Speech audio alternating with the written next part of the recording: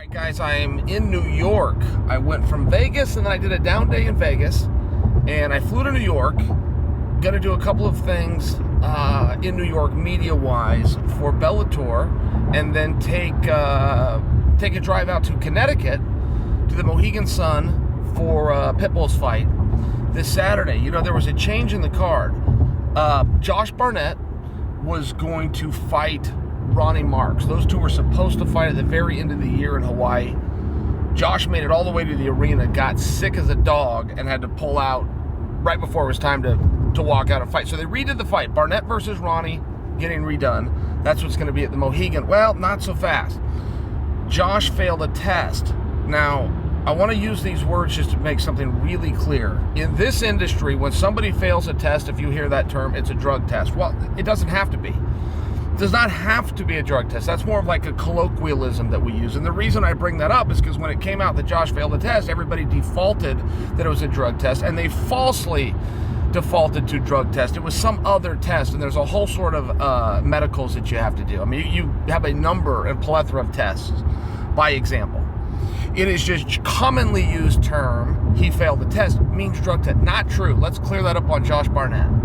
Good news for any ticket holders that are coming out to see this, Matt Mitrione has stepped in. He will be taking on Ronnie Marks.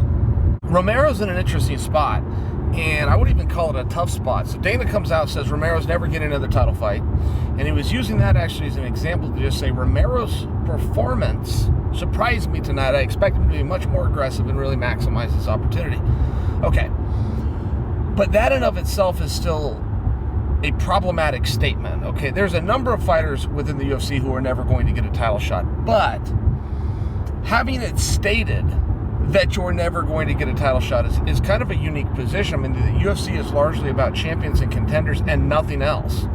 Largely, that is a cultural belief within that organization. So if you have a gentleman under contract who you are openly saying can never be champion or a challenger, it now sounds like a category in and of itself. And you go, well, what do we do with them? Particularly as difficult as it is for him to make 185 pounds.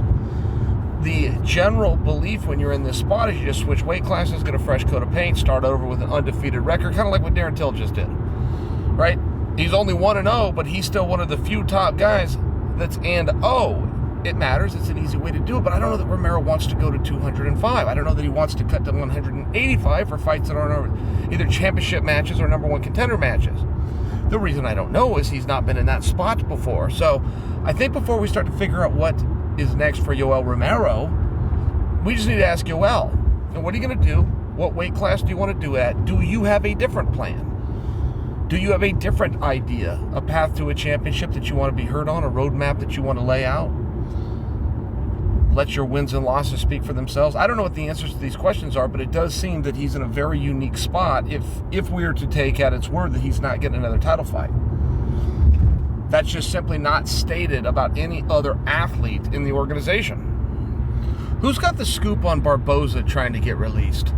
So, I don't really know what's going on here, but I'm very curious. I love watching Barboza fight, and he also seems like such a meaningful guy within that division. And, you know, sometimes he sets the world on fire, but every match he has, something special's happened. It's always a feature match, right? I mean, his days of not being televised are so far behind us, but he's generally a co-main or a main event. I mean, this is a top guy. People love to watch. Goes out on Twitter. He asked to be released, and he said something along the lines of, had a lot of great memories over the last 10 years. Thanks for everything. It looks like my time here is done. I'm tired of waiting. Please let me go. Like hashtag release or something very close to this. At least the meaning is all there. And that was the first I'd ever heard him. I heard Barboza complain.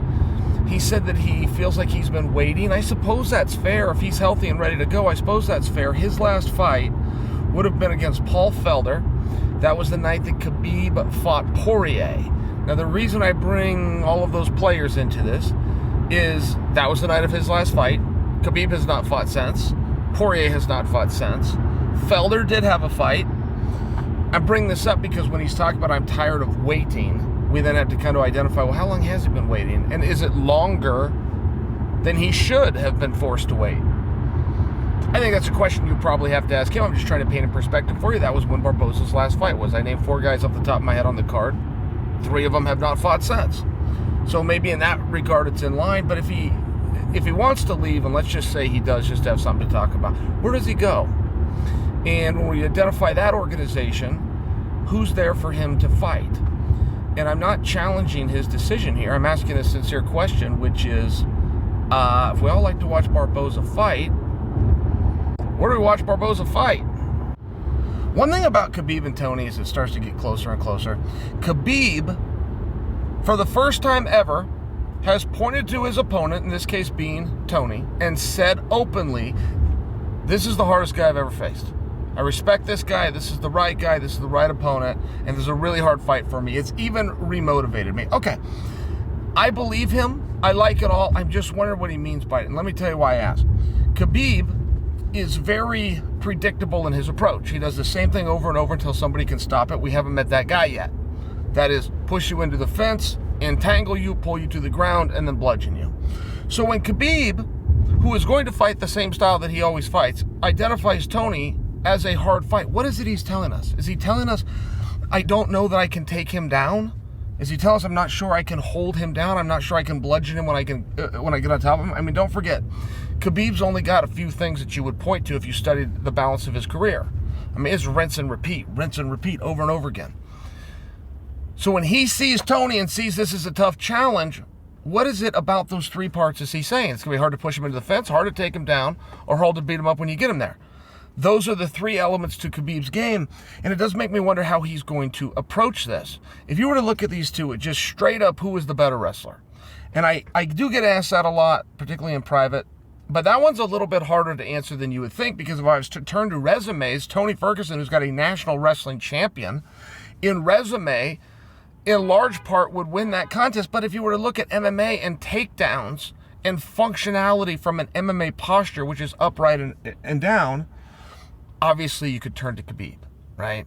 And Khabib is also one of these guys who not only does a good job of getting on top, he does a great job of staying on top.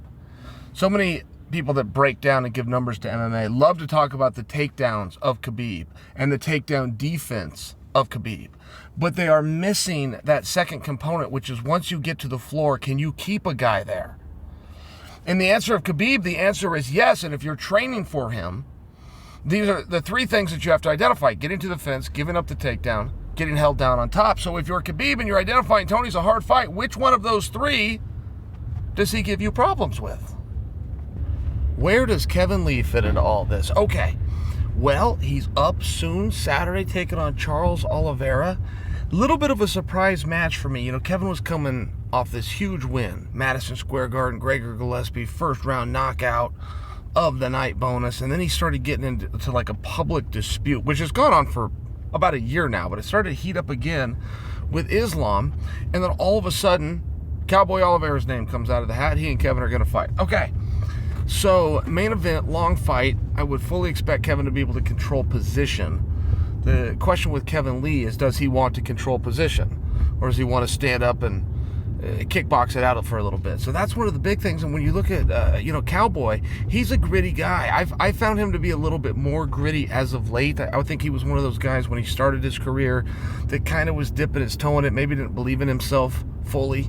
I feel as though he's really coming into his own. He's got some weird submissions. I don't know that they're tricky enough or weird enough to factor in with somebody as talented as Kevin Lee, but I see Kevin having to work here. I see him having to work for some of these positions. I see him outpacing Cowboy. I could see in the later rounds where Kevin starts to pull away a little bit. But for the most part, if you look at it on their feet, Kevin Lee's got that dynamic power. Cowboy's a lot longer than you might know he is. He's one of these guys that's got some reach, and he also understands, particularly with his kicks, how to use that reach, how to use some of that length. I think that will encourage Kevin to get in, which is why I do predict that he's going to be a little bit more wrestling heavy. If he turns to his wrestling, Kevin's probably going to have a pretty easy time. He's probably going to throw him down, keep him right where he wants him, beat him up a little bit. But it's a very interesting fight. It's an interesting fight for the division. Oliveira came out and went as far as to say, if I don't win, I'm out. They're going to release me. I'm going to be done. I don't know that that's factually true, but I think that you can agree, there's a lot on the line here. And particularly as we're looking at 155, and it appears that not only do we have the next championship lined up, but also the one after that with Justin Gaethje waiting in the wings. I mean, you can only deny a guy like Kevin Lee for so long. If he goes out and looks good against Cowboy, I think he puts himself right in that driver's seat, right up there to possibly challenge with Justin Gaethje to see who's next.